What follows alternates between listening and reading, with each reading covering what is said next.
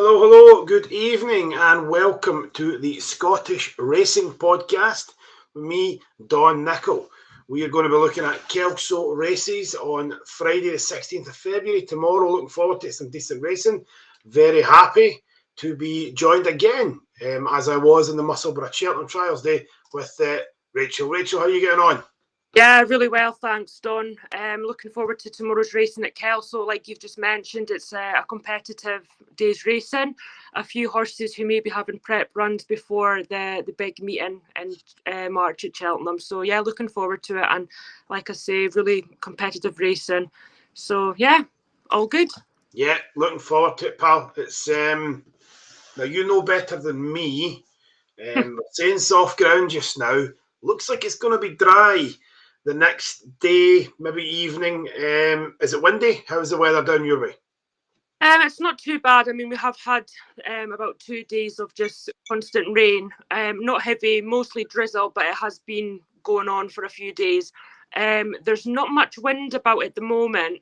I do have a feeling, though, even though tomorrow it looks to be quite dry, that the going might change throughout the afternoon. Obviously, as the races go on, the going might change to heavy as it's soft at the moment, heavy in place. That could easily quickly change to heavy, but Matthew Taylor, clerk of the course, has opened up a fresh strip of grass on the inside, so that come in handy for the handicap chase with Empire Steel and Ned Tanner. That'll be a good race to watch. There's more hurdle races there tomorrow than there is chases, but no, I think it should be a good day. And like I say, I can possibly see the ground changing as the races go on, but perfect racing conditions for national hunt weather. And we'll just see what happens as the day goes on tomorrow. That's what we're here for. That's why it's national hunt weather. That's why it's the winter. This is what we do. We don't run in the summer, but we do it, Perth. But that aside, I'll be honest with you. You know yourself, not the best draining course that we've got in the country. It's not exactly a Musselburgh, where it is on the coast, tends to drain very well. But that being said, it's no air. It's not a heavy slog. So yeah, I agree with you. If we do get the nice weather, we do get the no rain and we get the wind, it might get tacky as the day goes on. Plus, as well, some of those bigger fields are on the earlier races. So yeah, definitely going to be looking out for how it goes throughout the day. No, definitely. I mean, I do know that before the season started, they did install a new drainage system. Yeah. That seems to have helped relatively well. I mean, they did lose a meeting back in December, the Borders National meeting, with all the rain we've had. But I don't think it's been that much significant rainfall over the past 48 hours for it to, in any way, the ground get too much in the rain. But like you say, it's hopefully a dry day tomorrow, and like the wind, it does dry out. Certainly hope so, pal. I certainly hope so. So, without further ado, I'm going to get us wired right in. So, the very first race tomorrow is the 155, a 2 mile, 6.5 furlong, class 4 handicap hurdle. 10 horses in here, Rachel, at the time of recording. Where do you want to start here? I'm going to start with the Nick Alexander horse, Eloi Dupuis. Nick's having a fantastic season. He had a win at Ayr on Tuesday, Arctic Row. And this horse here, ever since he's been switched to handicaps, he's really stepped up to the mark. He is still relatively unexposed in handicaps, even though he's won 3.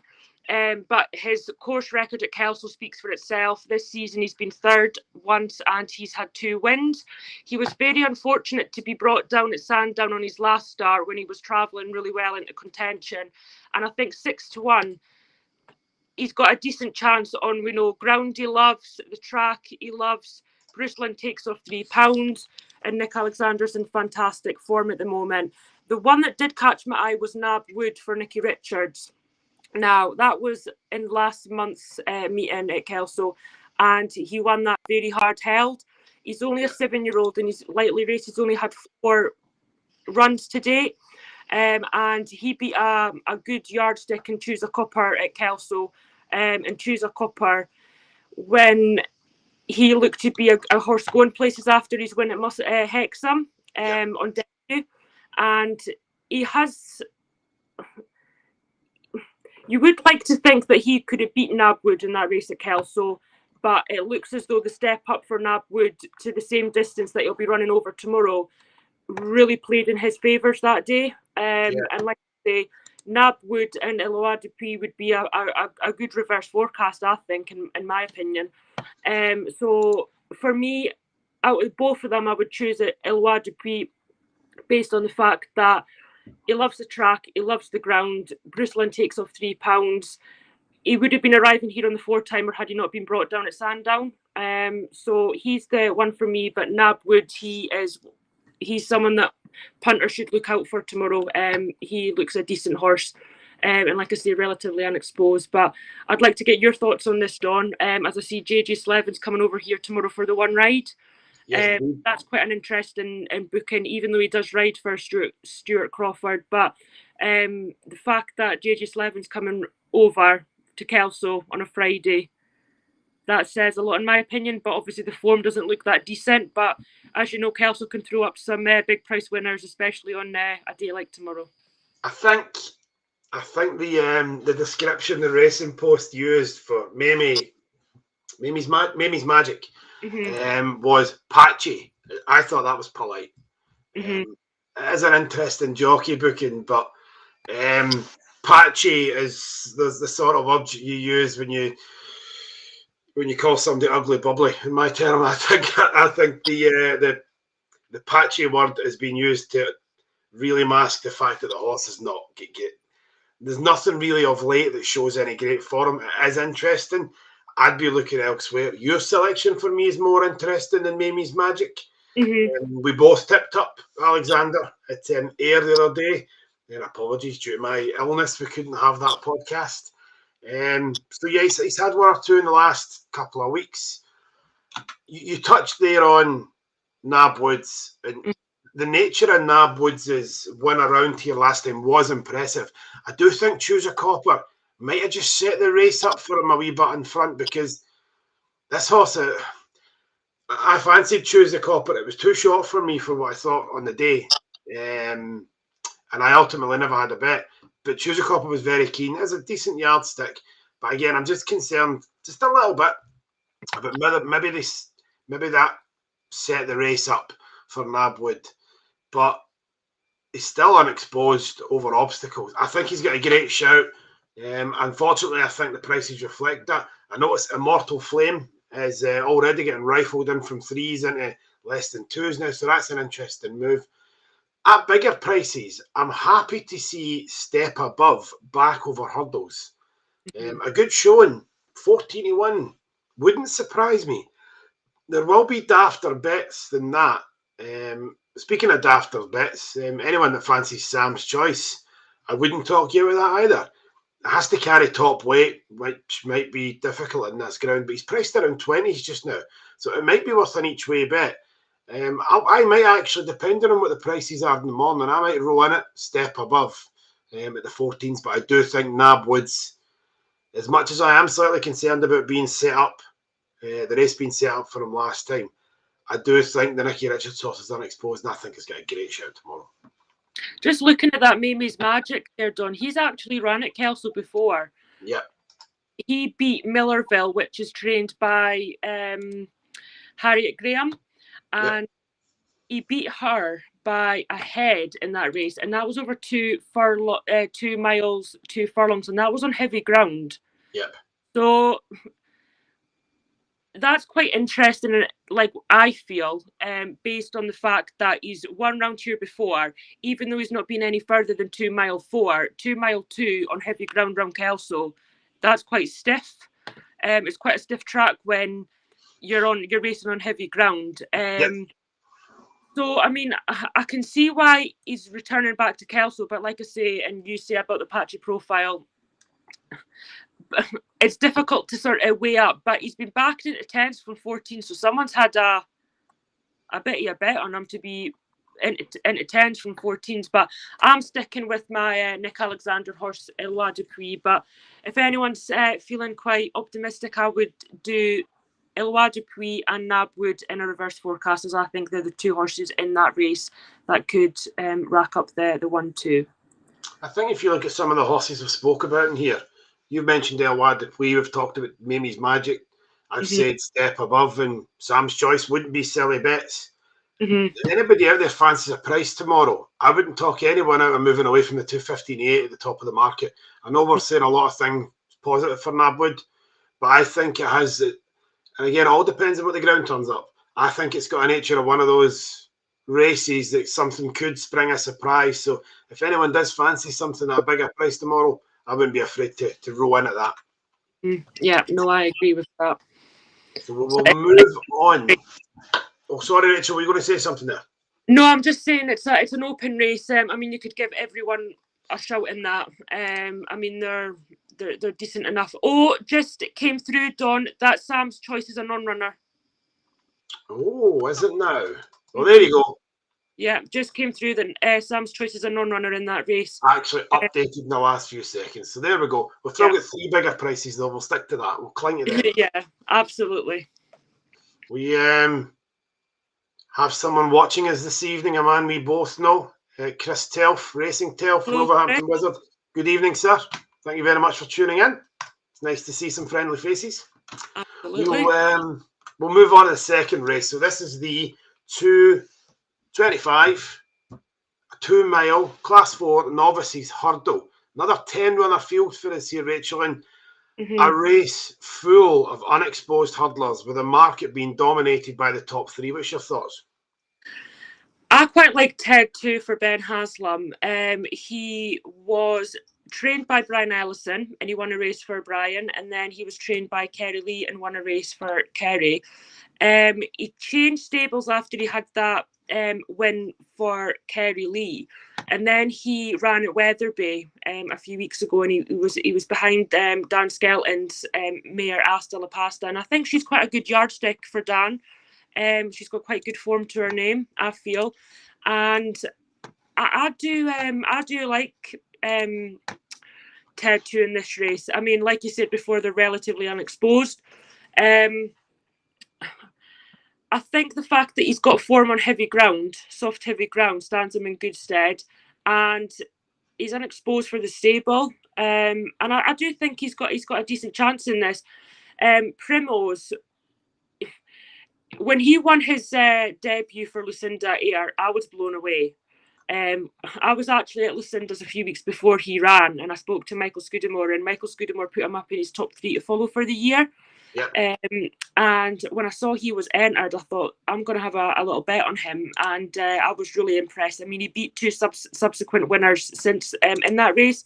I Love My Bay and Florida Dreams. Yep. So I mean, the form looks decent. I do think that he needs to step up based on his last performance in the Grade 2 hurdle at Haydock. Yep. That was quite underwhelming, the fact that he was so impressive at Ayr on debut. But I'm going to take Ted 2 in this race. At a bigger price, I think Breeze River for Paul Robson.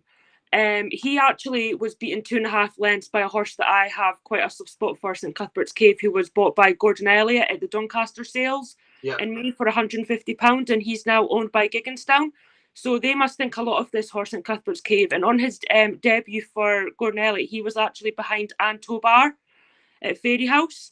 And I think returning back to a track like Kelso will really suit him. He finished 3rd behind Kraken Rhapsody in a National Hunt Flat race after he's 2nd behind St Cuthbert's Cave. And Kraken Rhapsody, obviously, we'll speak about him no doubt in later on in the podcast as he's running in a handicap hurdle. But I just feel like stepping back to a track like Kelso, it will be softer ground than what he encountered on that day. But he was 50-1 that day in that bumper at Kelso, and he was beat by a decent horse, I feel, in St Cuthbert's Cave. And I think at 20-1, he's a decent shout in this. Obviously, he needs to step up. Like I do feel like a lot do in this race, but Ted 2 for me is my selection, Dawn. But at a bigger price, Breeze River for Paul Robson at 20-1. What's your thoughts? I like that. I like that Breeze River. That's a nice wee angle in there, Rachel.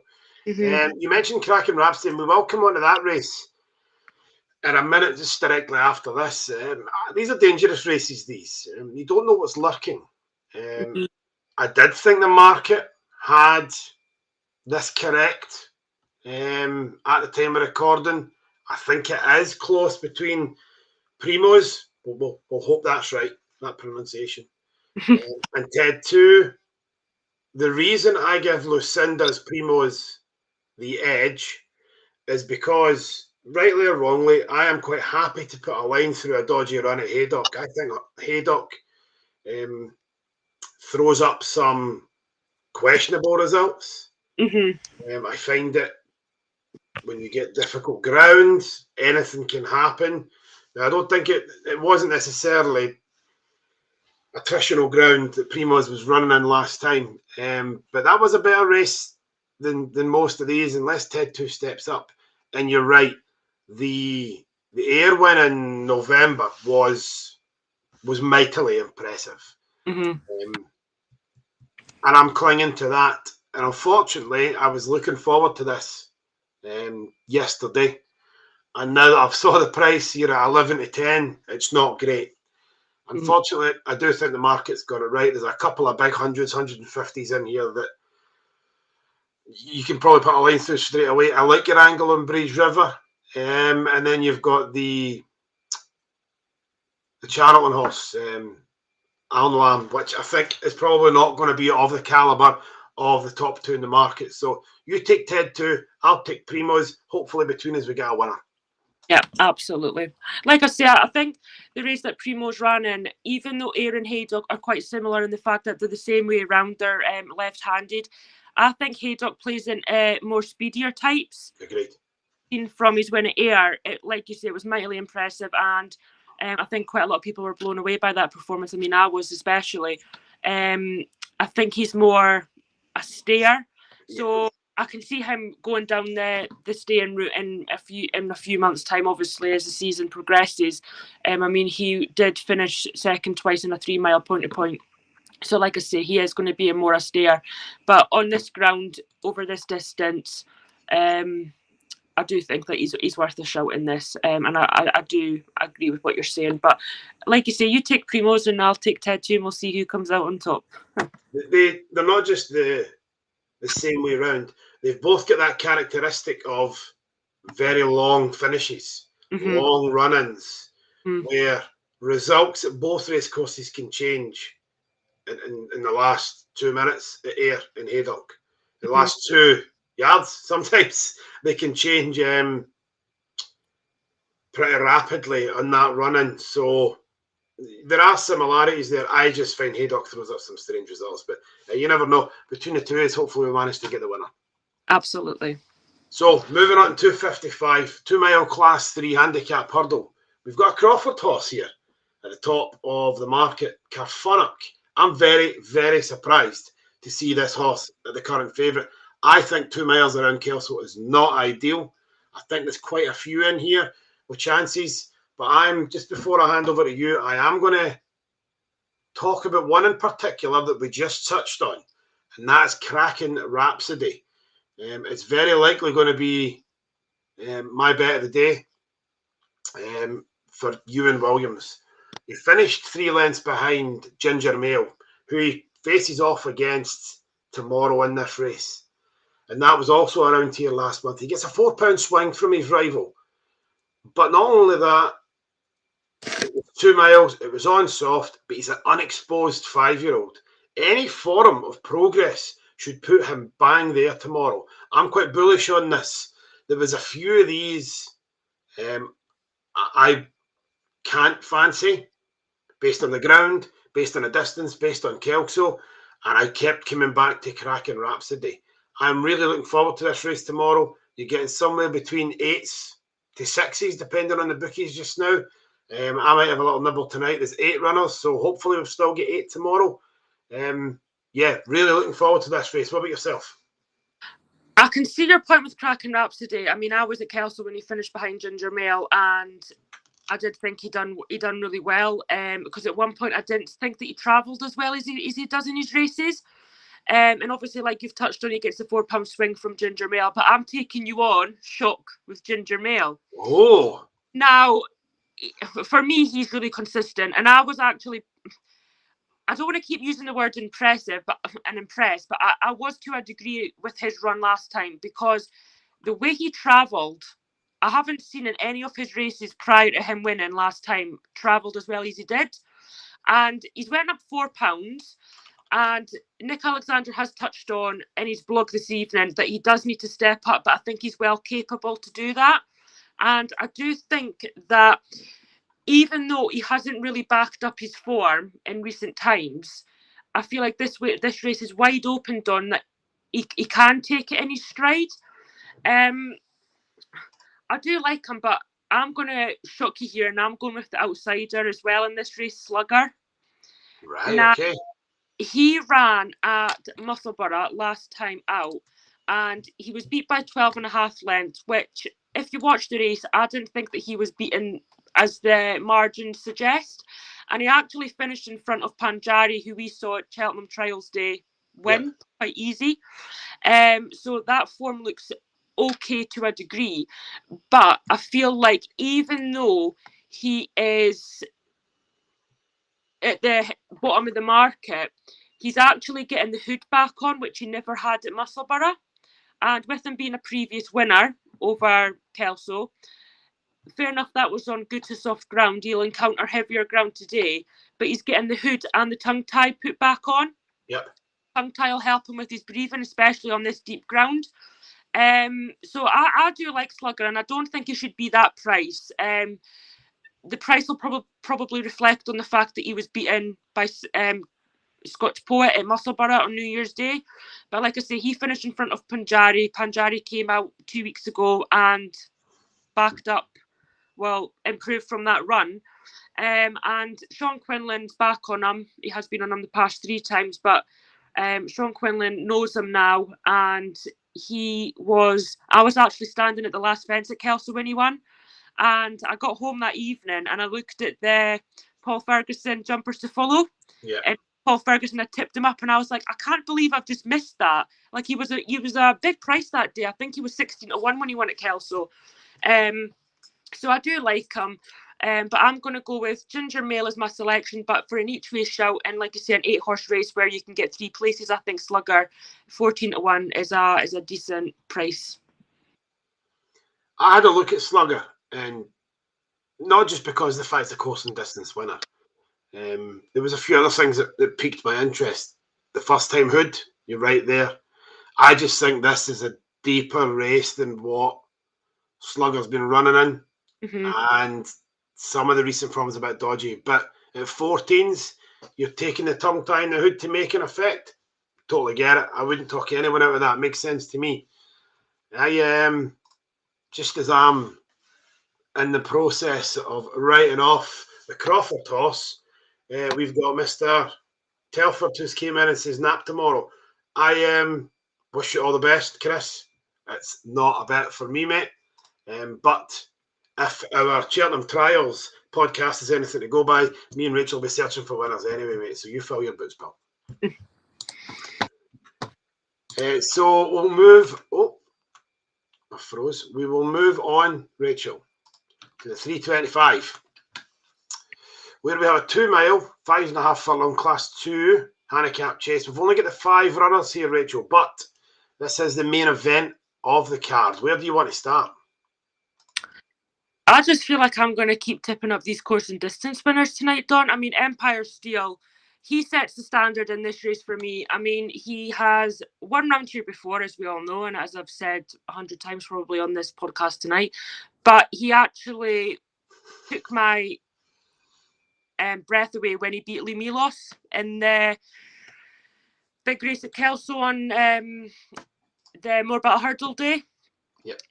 And he has had a wind up since his last run. He ran in the Roland Merrick at Wetherby, and he was beaten 14 lengths, but I feel like that race just fell apart that day, and I don't think you can take much out of that race. Obviously, there were only 2 finishers. Does he know was well put in his place in the Denman Chase last year. Inner Overdrive hasn't really came to form. Those are the horses I'm talking about that was in that race at Wetherby. But Empire Steel, it'll be quite interesting to see how he manages with the wind operation that he's had done. He hasn't really had problems with his wind before, just looking back through his form. He's never had one done. So that's quite interesting.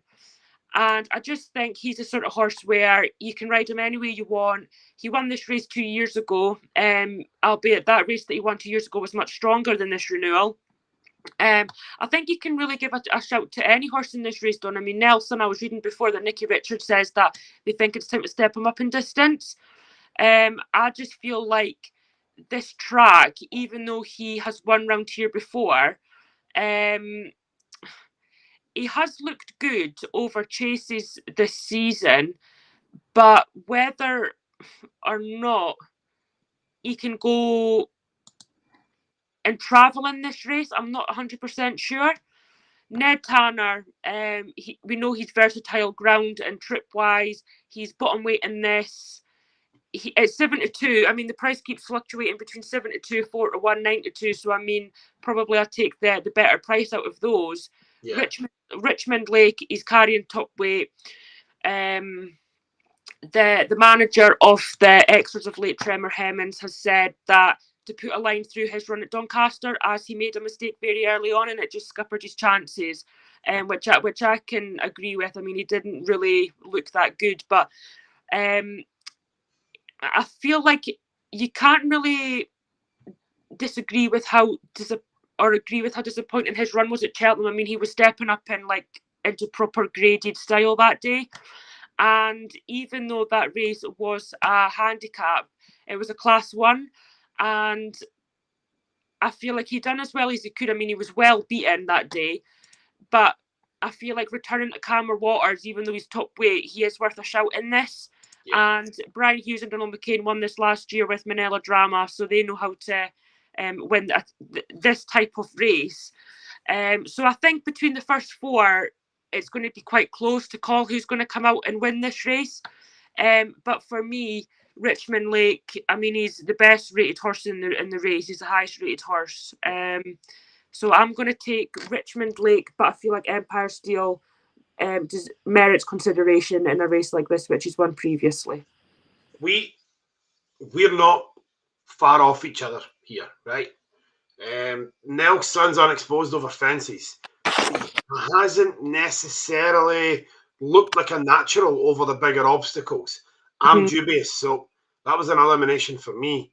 This looks a big step up for Ned Tanner compared to the caliber of animals he's been running against. That doesn't mean he's not without a chance, but I think there's a few stronger appeals in here.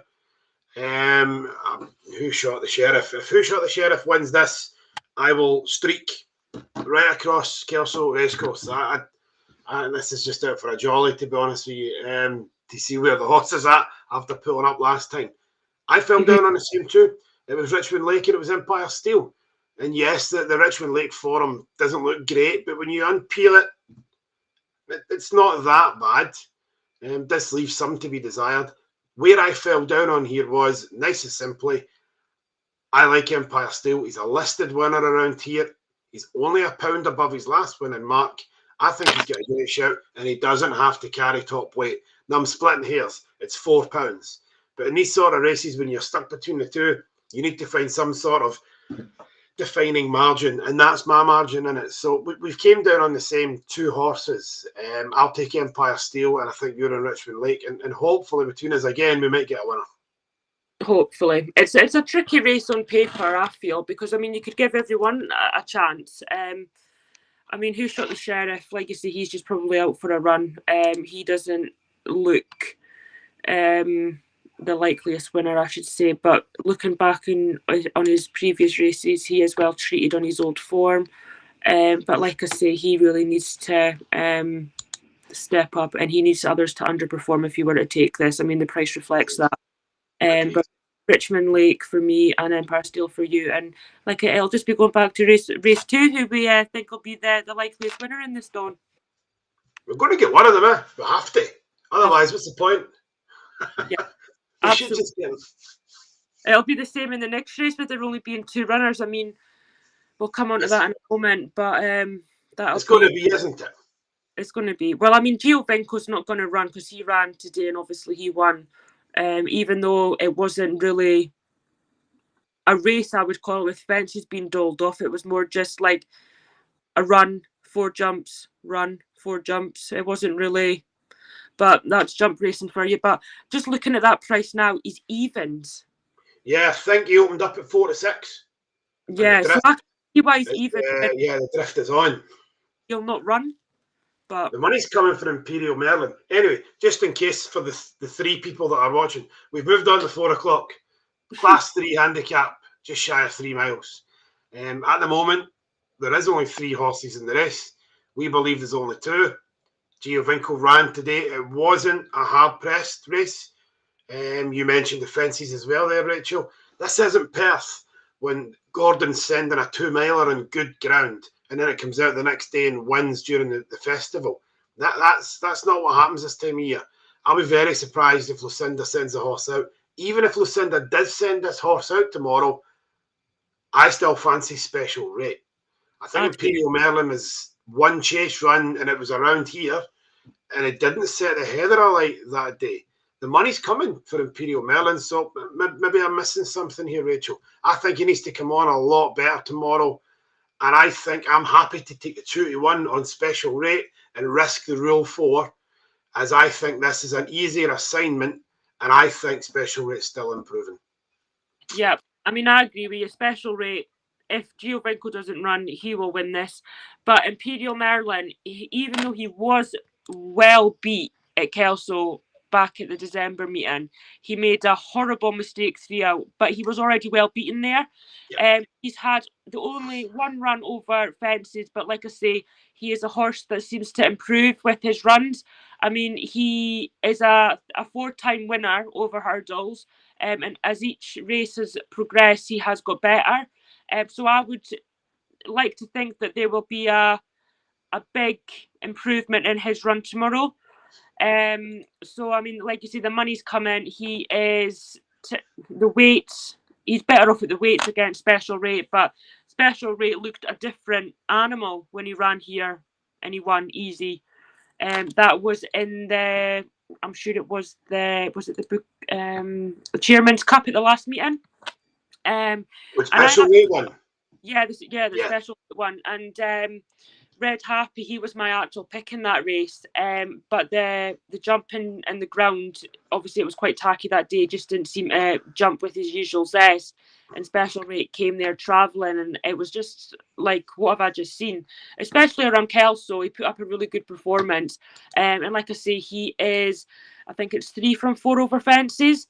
And he doesn't seem to be stopping the winning streak, even though he was 4th 2 starts ago. But conditions suit for him, and he'll probably be the likeliest winner, and Imperial Merlin will follow him home. But you know what they say about small fields, like 2-3 runner fields, you always back the outsider. Yeah, and that's the trappy events. As we're speaking here, Special Rate's been shortened in a few places to 13.8 from opening up at 94. So take of that what you will. I just don't think Giovinco turns up, but trappy event. Yeah, I've just had a message there, Don, to say that Giovinco's just been pulled out. Obviously not yet came on the racing post, but yeah, 2 runners. So I think we're both on Special Rate for this to win the novices chase. Well, hey, we agreed on Arctic Row at Ayr this week, the only race we did agree on, and it won. So you never know, maybe we can make it happen again. Absolutely, hopefully, fingers crossed. Fingers crossed. So moving on to the 432. Lost my timings there. Class 3 handicap. Chase, excuse me. Over 2 miles and 1 furlong. Another small field here with only 4 runners, Rachel. Another trappy event. Yeah, I'm going with the favourite in this, Dawn. Escape and Evade. Now, conditions are pretty much the same as when he won at Sedgefield last time. He was wearing first-time cheek pieces on that occasion, and I think he won pretty well. He pulled away from the second horse, Heretier, which was trained by Oliver Greenall, and then he has moved to Lizzie Quinlan.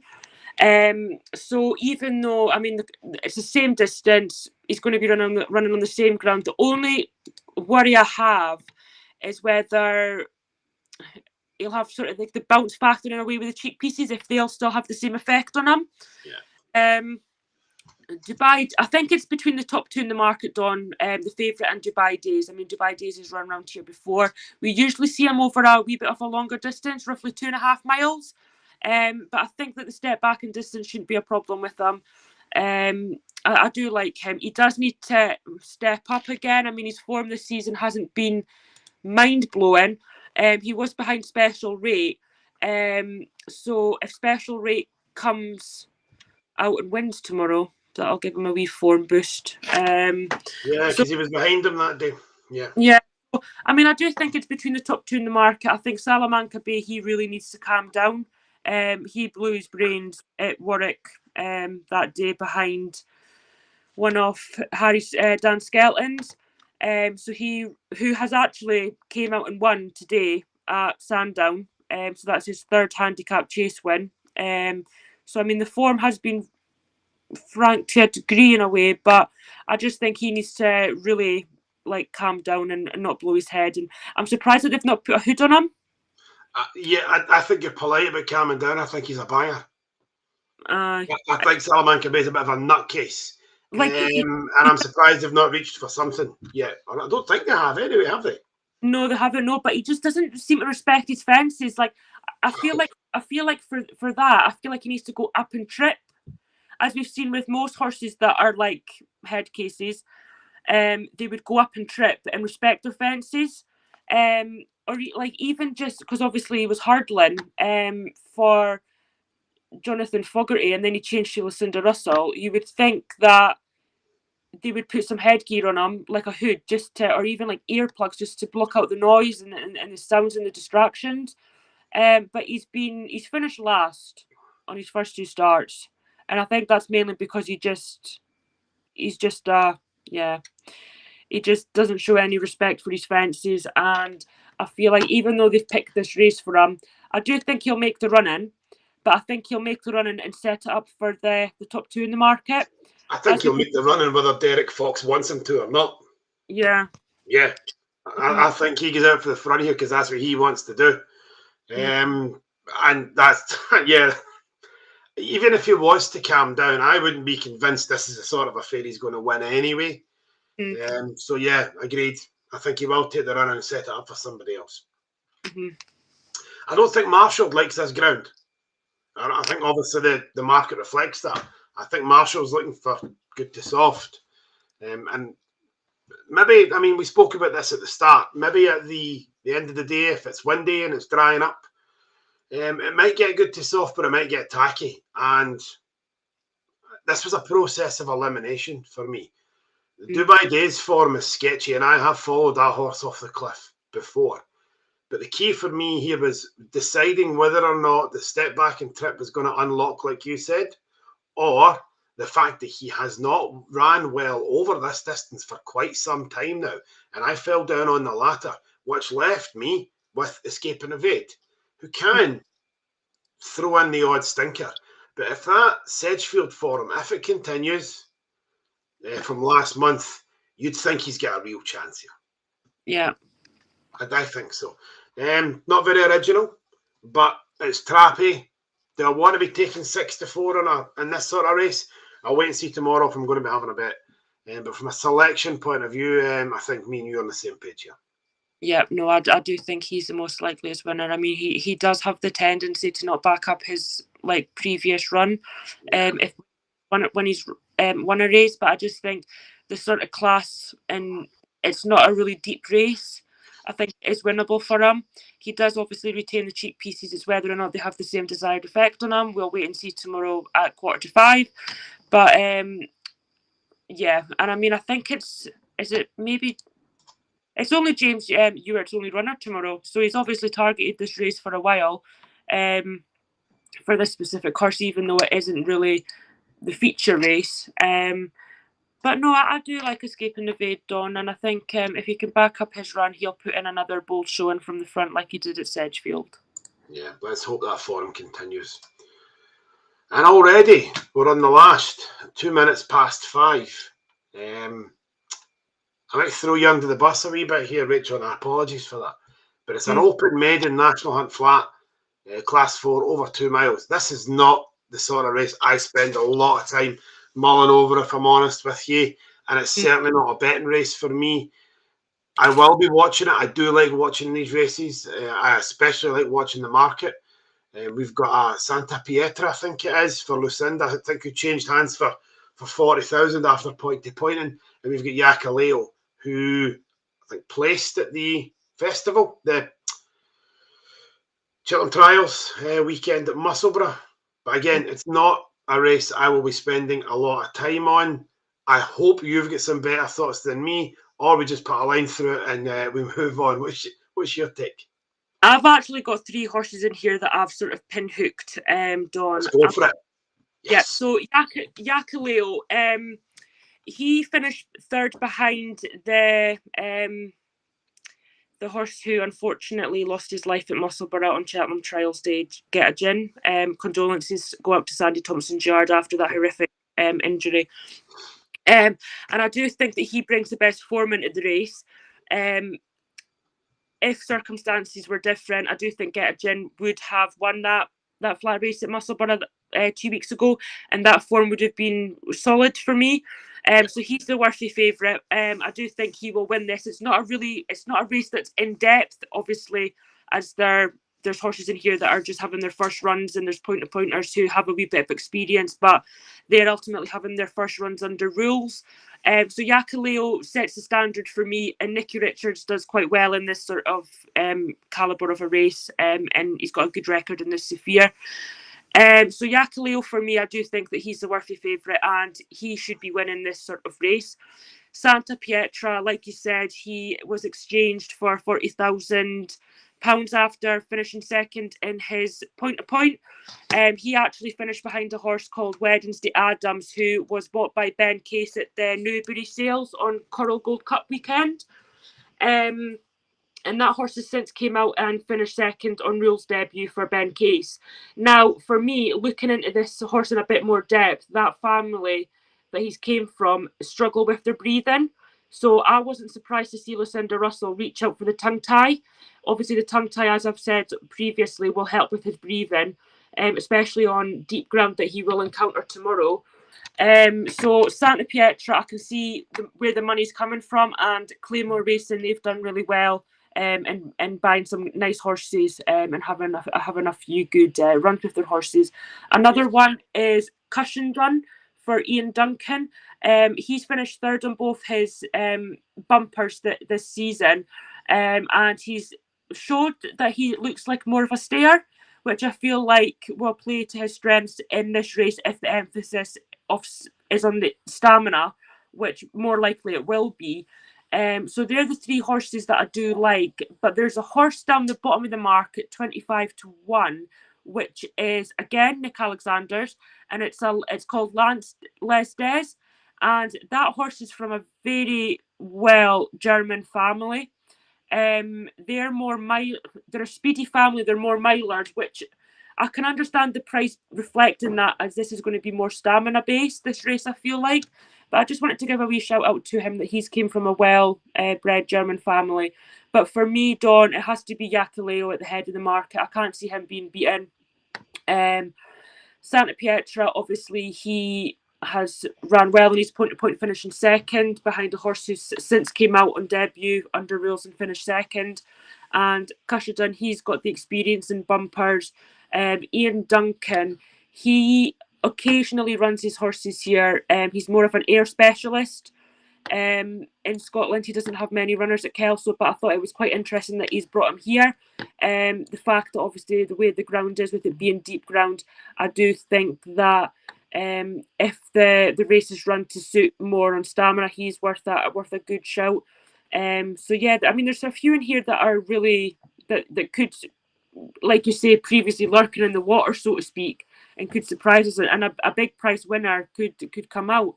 But the top sort of 3 in the market, I think the market's got it right in this race. But if you've got any thoughts, or if you agree with certain things, Dan. This is not. I enjoy watching these races. It's not one that I pay a lot of attention to before that, but I will be having a second look at the Alexander horse. I'm intrigued with that. So So thank you for that, Rachel. That was a lot better than anything I've put up on a bumper before. So cheers for that. I do think. Sorry, Don. I was reading Nick's blog before, and he said that he's had this horse away for a gallop at a racetrack for an away day. So right. I don't think that there'll be any concerns in regards to fitness. It's just whether he likes the ground. I mean, looking at his family, they seem to like quite good ground, but I mean, horses can surprise you, can't they? I mean, but in saying that, he's actually the sire, Gris de Gris, his sire Chambard, and he won over the national fences. There's a few in there that Paul Nicholls has, like Inca de Lafayette. So I mean, it's an open race. I do think that the fact that he's been away for an away day somewhere should stand him in good stead. It's just whether the ground will suit. I mean, he has got horses that are from the same family that have relished deep ground, but I suppose until a horse goes out and does it on the track, and if they handle it, like these horses that are running tomorrow are having their first time on a race day on a track, so you don't know what can affect them. But it'll be interesting. I think it's more a watching race, but my selection would be Yakaleo. At a bigger price, Lance Lisdez, but it just depends, like I've said, whether he can handle the preliminaries of a race and how he runs and how he is effective on the ground. Perfect, Rachel. Thank you very much. Now, that was our last at Kelso. Now, just before we say cheerio, do you want to be a nap of the meeting, or do you have anything over the weekend that you want to share while we're here?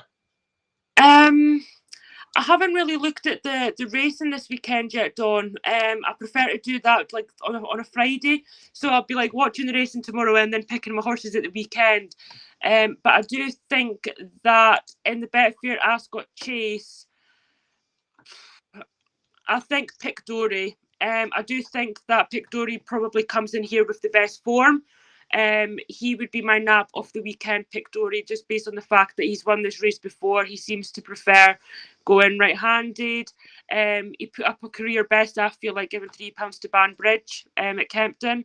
That wasn't a bad run at all. I feel like Lompresti, even though he came back from an astounding absence since his win in the Brown Advisory, and then obviously he unseated in the King George. I think it was remarkable training performance from Venetia to get him back to winning that race. But you have to sort of think in regards to the form, even though he beat Protectorat, he actually Hitman beat him in the Denman Chase last week. So you've got to think, is the form really that decent? So I'm going for Pictory on Saturday in the Ascot Chase. Don, he's my nap for the weekend. But going back to Kelso tomorrow, my nap is going to be in the first race, Eloi Dupuis. Eloi Dupuis. Mine, unsurprisingly, based on how bullish I was during the cast, 255, Kraken Rhapsody, looking forward to it. Rachel, thank you very much. Once again, been a pleasure. I've enjoyed it. Been good. I'm just when the next one is. Will it be the more about hurdle meeting? Will we do that one? Yes, of course. I'm looking forward to it. One of my favourite meetings. I'm actually hoping to be there at more about hurdle day, so we'll see. If you are, I'm working at the meeting and I will be showing race scores in at the gate. So if you're coming and you see me, pop over and say hello. Looking forward to it. Just I want to add, I'm quite surprised that Paul Robson hasn't entered Cannock Park in that race. So that's quite interesting. But like I say, he might have future targets down the line. But no, we'll get something organised and do a pod for the Kelso more about a hurdle meeting, which is just in about 2 weeks' time. So that'll be interesting. Some nice horses entered in that race. We need to get Cannock Park back and running, because that's 2 podcasts we've mentioned the horse, and the horse even had an entry. Well, actually, it's beginning to become a bit of a hype horse, and he's not even ran again. So I cannot wait to see that horse again. But we wait with bated breath. Absolutely. But no, it's been an absolute pleasure being on the podcast tonight, Don, and I hope you have a successful day tomorrow. Pleasure's all mine, Rachel. Thank you very much. Back some winners, and I'll be watching and waiting bated breath for a few winners. Yeah, and everybody, remember, take care, gamble responsibly, have a good weekend, guys. Thank you. Yeah, you too.